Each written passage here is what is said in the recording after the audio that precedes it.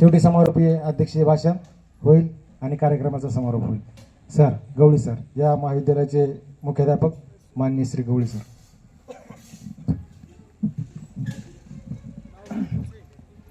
आजच्या या अतिशय आखीव रेखीव नियोजनबद्ध कार्यक्रमासाठी जमलेल्या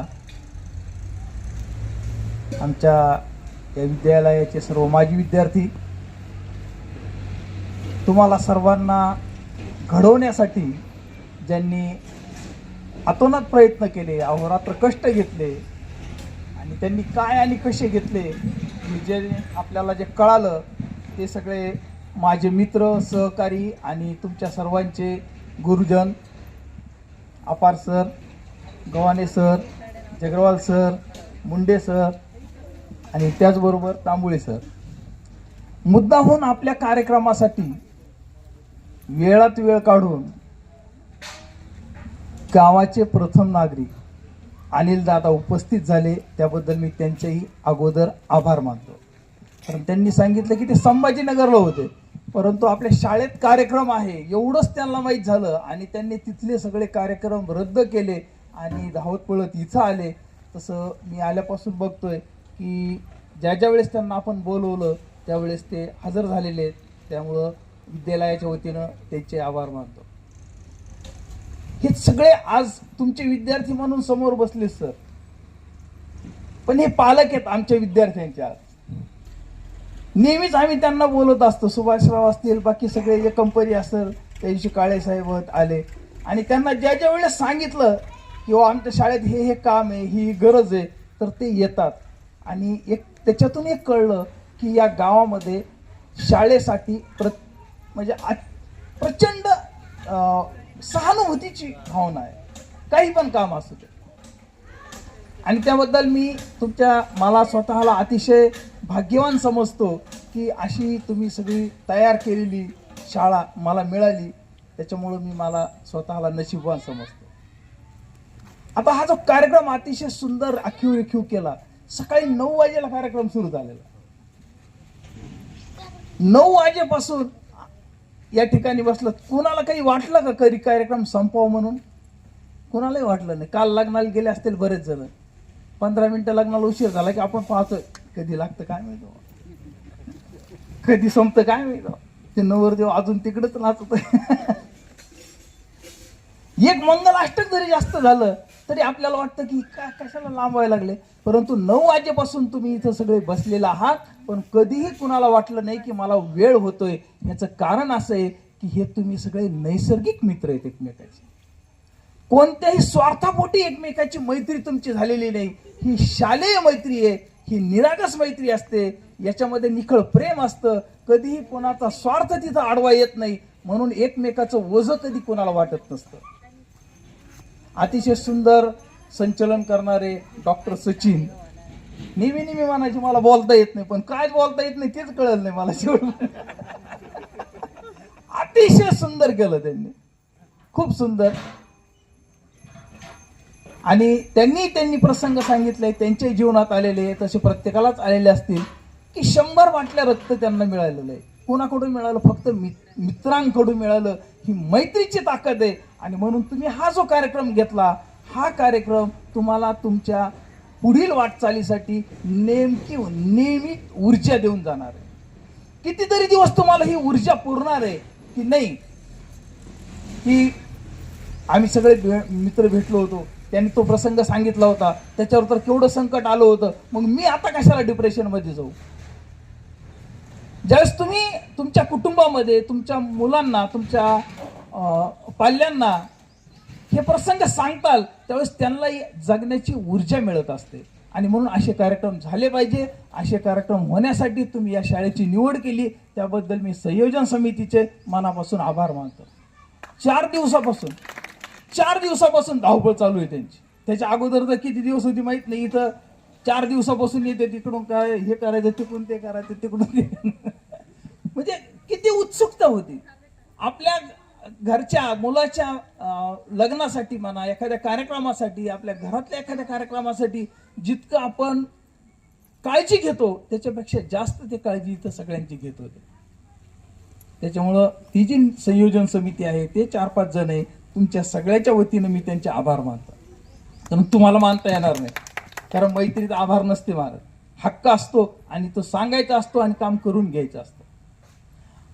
आणि हे जे आपलं स्नेहमिलन सुरू झालेलं आहे, तर बा तुम्ही हे जास्त याचा ओघ ह्या 5-10 वर्षापासून सुरू झालेला आहे. त्याचं कारणही तसंच आहे. त्याचं कारण असं आहे की एकदा एक कोकणामध्ये प्रसंग असा घडला होता की एक चांगली गाडी कोकणातल्या शाळेसमोरून चालली होती. शाळा पूर्ण मोडकळीस आलेली होती. कौलारूची घरं तिथं आजही आहेत. कौलारूच्या शाळेच्या ती 4 खोल्या 4 रूमची जी शाळा आहे ती पूर्ण मोडकळीस आलेली होती. आणि ती गाडी थांबली आणि आतमध्ये ती व्यक्ती गेली. बघितलं तर सगळं छप्पर तुटलेलं होतं आणि तिथं एका कोपऱ्यात 4-5 मुलांना घेऊन ते शिक्षक बसलेले होते, काहीतरी शिकवत होते. ते गेल्यानंतर ती व्यक्ती जी गेली होती आतमध्ये ती अगोदर रडायला लागली. म्हणजे सत्य घटनेवर आधारित आहे. त्याच्यावर सलील कुलकर्णी यांनी एक एपिसोड पण बनवला होता, जो टीव्हीवर खूप गाजलाही होता. ती व्यक्ती रडायला लागली आणि ती व्यक्ती दुसरी तिसरी कोणी नसून त्या शाळेचा माजी विद्यार्थी होता आणि तो अतिशय उच्च पदस्थ अधिकारी होता. त्यांनी बघितलं की मी ज्या शाळेत शिकलो ती ही शाळा नाही, अशी कशी झाली. आणि त्यांनी त्याचे सगळे दौरे रद्द केले. तिथंच बसला. त्याच्या बॅच मधले मागचे पुढचे सगळे काढले नावं आणि तिथून पुढे 3 दिवस तो त्यांच्या सगळ्या संपर्क करीत बसला. कलेक्टर म्हणजे कमिशनर लेवलचा व्यक्ती सगळे लोकांना त्याच्या मित्रांना त्यांनी आग्रहाने सांगितलं की या दिवशी तुम्ही शाळेत आलंच पाहिजे, आपल्या शाळेत आलंच पाहिजे. एवढ्या मोठ्या अधिकाऱ्यांनी सांगितलं, ह्यांना बी कळलं ना कोण आहे. तिथं गेल्यावर कळलं, अरे हा तर आपला क्लासमेट आहे. त्यांनी सांगितलं की इथून कोणी हालायचं नाही, 8 दिवसाच्या रजा टाका आणि 8-10 दिवसाच्या रजा टाका आणि आपण स्वतःहून ही इथं इमारत उभी करूनच जायचं आणि या शाळेला परत पहिलं वैभव प्राप्त करून द्यायचं. आणि स्वतः इतक्या मोठ्या उच्चपदस्थ असणारा अधिकारी. तर त्या बॅच मध्ये म्हणे 10 लोक जे काम करणार होते ते 10 लोक कलेक्टर लेवलचे अधिकारी होते. त्यांना ते वाईट वाटलं आणि शेवटी ते तिथं थांबले. त्यांनी ती शाळा उभी केली, सगळं इन्फ्रास्ट्रक्चर त्यांना दिलं आणि आज त्या रत्नागिरी जिल्ह्यातली ती नंबर 1 ची शाळा आहे. म्हणजे काय, तर मला ही ज्यावेळेस मी वाचलं, ऐकलं, ते टीव्हीवर बघितलं, मला ते अतिशयोक्ती वाटली. म्हणलं एवढा मोठा माणूस जाऊन शाळेत कशाला रडन, तो काही सांगेन, जाऊ दे त्याला पाडून टाका, मी हे करीत मी ते करीत. पण त्या ठिकाणी असलेली जी आत्मीयतेची नाळ आहे ती जाणवली मला. तुम्ही प्रार्थना घेताना 4 जण डोळ्याला पाणी आलं होतं की नाही सांगा मला. ज्यावेळेस तुम्ही प्रार्थना तिथं बसले खाली त्यावेळेस मी ऑब्झर्व करत होतो की त्यावेळेस 4-5 जणांच्या डोळ्यात पाणी आलं होतं. आणि ज्यावेळेस तांबळे सर आले ते तर या सगळ्या स्टाफच्या गळ्यात पडून रडले. मला त्या प्रसंगाची आठवण झाली की मला म्हटलं त्या टीव्हीवर आपल्याला ते अतिशयोक्ती वाटली, परंतु ज्या ठिकाणी आपली भावनिक अटॅचमेंट असते त्या ठिकाणी हे पैसा वगैरे सगळं थोटांड असतं. माणसाला तेच लागत असतं. जिथं मी जगलो, जिथं राहिलो, जिथं वाढलो तिथंच मला तीच तशीच पाहिजे. आणि तुम्ही सगळे त्यात बसले प्रार्थना म्हणताना तुमच्या त्या भावना मला बघितल्या. तुम्ही बरेच जण असं गहिवरल्यासारखे झाले आणि मला त्या प्रसंगाची आठवण झाली. आणि म्हणून शाळेतून ज्यावेळेस आपण जात असतो त्यावेळेस त्या शाळेबद्दलची आत्मिक भावना आपण सोबत घेऊन जातो. म्हणून शाळेच्या आठवणी ह्या माणसाला ऊर्जा देत असतात. कारण शाळा ही त्या सगळ्या आठवणी आपल्याला करून देत असते. शाळा ही आठवण असते आपल्याला गुरुजींनी मारलेल्या छडीची. शाळा आठवण असते आपल्याला आई वडिलांनी पहिल्या दिवशी शाळेत आणून घातल्याची. शाळा आठवण असते आपण आपल्या मित्रासोबत केलेल्या खोड्यांची. शाळा आठवण असते आपण आपल्या भविष्यासाठी त्यावेळेस पाहिलेल्या स्वप्नांची. म्हणून त्या ठिकाणी जाऊन एक दिवस जगलं पाहिजे आणि ते भाग्य तुम्हाला आज मिळालं या सगळ्यांच्यामुळं. आणि हे मीच नाही म्हणत, भारताला किंवा भारतातला सगळ्यात तरुण कलेक्टर जो दिलाय तो जालना जिल्ह्याने दिलेला आहे, बदनापूर तालुक्याने. अतिशय मोडकळीस आलेल्या एका तुटक्या शाळेने भारतातला तरुण 21व्या वर्षी दिलेला कलेक्टर आन्सर शेख, त्याच्या मुलाखतीत त्यांनी आता सांगितलं होतं 1-2 वर्षापूर्वी, त्याची खूप मोठी मुलाखत घेतली किंवा एवढं मोठं तुम्ही कशामुळं शक्य झालं तुम्हाला हे, आणि खूप मोठी मुलाखत दिल्यानंतर त्याला एक शेवटला प्रश्न विचारला की जगातलं सगळ्यात मोठं यश तुम्ही मिळवलं म्हणे आज 21व्या वर्षी कलेक्टर. समजा असं गृहीत धरा की तुम्हाला देव प्रसन्न झाला आणि देवाने तुम्हाला सांगितलं की मागच्या आयुष्यातला एक दिवस मी तुला देणार आहे, सांग काय पाहिजे तुला, कोणता पाहिजे, तो एक दिवस मी तुला जगायला देणार आहे.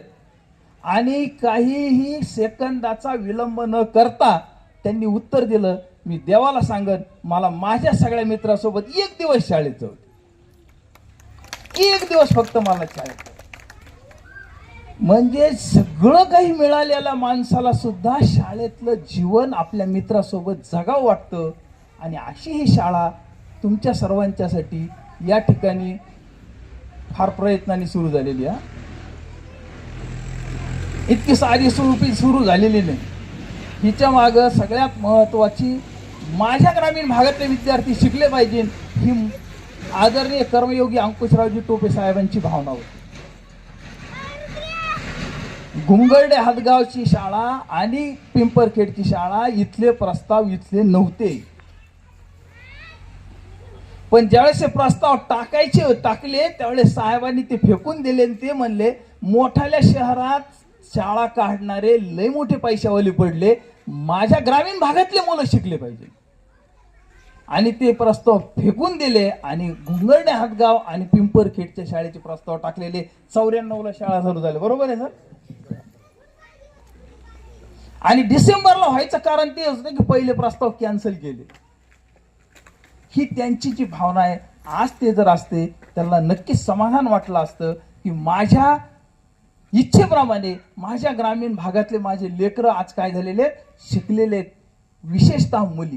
कारण त्यावेळेस 94, 95, 96ला मुलींना शिकवायला पाठवीत नव्हते, बाहेर कुणी ठेवत नव्हतं, जायची सोय नव्हती, जवळ शाळा नव्हत्या, बसेस नव्हत्या, दळणवळणाची साधनं नव्हती. आणि हे शाळा काढल्या आणि तुम्हाला माहिती तिचा प्रवास कुठं 3 ठिकाणी सुरू झालेला, 3 ठिकाणी 3 वर्ग होते. ही सगळी परिस्थिती तशीच होती या पद्धतीनं. आणि आज जर तुम्ही बघितलं कदाचित तुम्ही सगळेजण कमी शिकलेले असतात, म्हणजे कमी यशस्वी झालेले असतात. कोणी 12वी झालं, कोणी ग्रॅज्युएट झालं, एक डॉक्टर सारखे 2-4 जण डॉक्टर झालेले असतील, काही शिक्षक असतील. परंतु तुम्ही जर तुमची पिढी बघितली, पुढे तुमची मुलं जर बघितले तर निश्चितच तुमच्यापेक्षा जास्त शिकलेले. कोणाचे डॉक्टर आहेत, कोणाचे इंजिनियर आहेत, कोणाचं वेगवेगळे, कोणी CA आहे, कोणी काही चार्टर्ड, जे नावं आपल्याला माहिती नव्हते कोर्सेसचे ते कोर्सेस आज तुमच्या मुलांनी कंप्लीट केले. म्हणजे काय, या अर्थाने मच्छोदरीने पिढ्या घडवण्याचं काम केलेलं आहे. तुमची पिढी घडवली, तुम्ही तुमच्या पुढची पिढी घडवली, ती त्यांच्या पुढची पिढी घडवली. आणि या सगळ्या गोष्टीमध्ये एकतर्फे नसतं. जसं या पद्धतीने तसंच तुमचाही वाटा. हे सगळे म्हणतात आम्ही मुद्दाम, आता माझे मित्र आहे, मी मला बोलायला काही हरकत नाही त्याला, ते म्हणतात आम्ही असं घडवलं, आम्ही तसं घडवलं. तसं नसतं सर. अतिशय सुंदर मूर्ती त्यावेळेस बनती ज्यावेळेस तुम्हाला दगड चांगला मिळालेला असतो, तिथली माती चांगली मिळालेली असते. आणि हे सगळं अतिशय उत्कृष्ट असं मटेरियल आपल्याला मिळालं म्हणून आपण त्यांना घडू शकलो. जेवढा आपल्या मेहनतीचा त्याच्यात वाटा आहे तेवढाच त्यांच्या कष्टाचा एक चांगल्या पद्धतीची क्वालिटी या गावातून तुम्हाला मिळाली, आपल्याला मिळाली म्हणूनही करता आलं. त्या अर्थानं तुमच्या सगळ्यांचा मी ऋणी आहे. हे शाळा, कारण आता काही जास्त बोलण्यात काय हे नाही तर शाळा आहे, तुमच्यासाठी शाळा आहे, तुमच्या पाल्याची आहे. वेळोवेळी येत जा, चौकशी करत जा. आणि तुम्ही आल्याने ती चौकशीच नसते, ती आमच्यासाठीची प्रेरणा असते, आमच्यासाठीच्या सूचना असतात. तुम्ही दिलेल्या प्रत्येक भेटीचं आम्ही स्वागत करतो.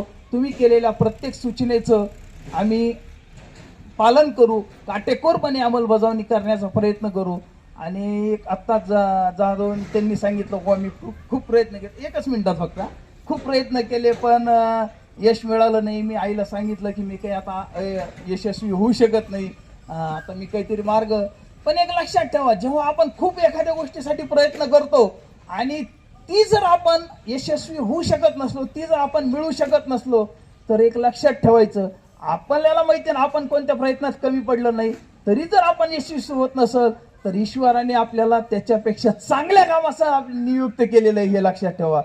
त्यांना स्वतः MPSC मध्ये पास व्हायचं होतं, ते झाले नाही, पण ते आज MPSC चे क्लासेस घेतात, म्हणजे त्यांच्या हातून MPSC चे विद्यार्थी घडणार आहे. त्या दृष्टीनं तिकडं पहा आणि ते तुमच्याकडे येणाऱ्या विद्यार्थ्याला न्याय द्या, एवढं बोलतो. तुम्ही सगळे आलात, तुमचे सगळ्याचे आभार मानतो. शाळेकडून काही त्रुटी उणिवा जर राहिल्या असेल तर क्षमा मागतो आणि परत अशाच पद्धतीनं संधी द्यावी, एवढं बोलून मी 2 शब्द संपवतो. धन्यवाद सर. 4 क्षण पावसाचे, 2 तुमचे 2 आमचे सरांसाठी. 4 क्षण पावसाचे, 2 तुमचे 2 आमचे. 4 क्षण आयुष्याचे, सारेच तुमचे तरी आमचेच, सारेच तुमचे तरी आमचेच. फुलनं फुलाची पाकळी म्हणून आम्ही आमच्या बॅचतर्फे शाळेला एक समयी गिफ्ट देतोय. तरी माननीय मुख्याध्यापक साहेबांनी अंगद शिरसाट आणि सर्व टीमसह त्याचा स्वीकार करावा अशी मी विनंती करतो.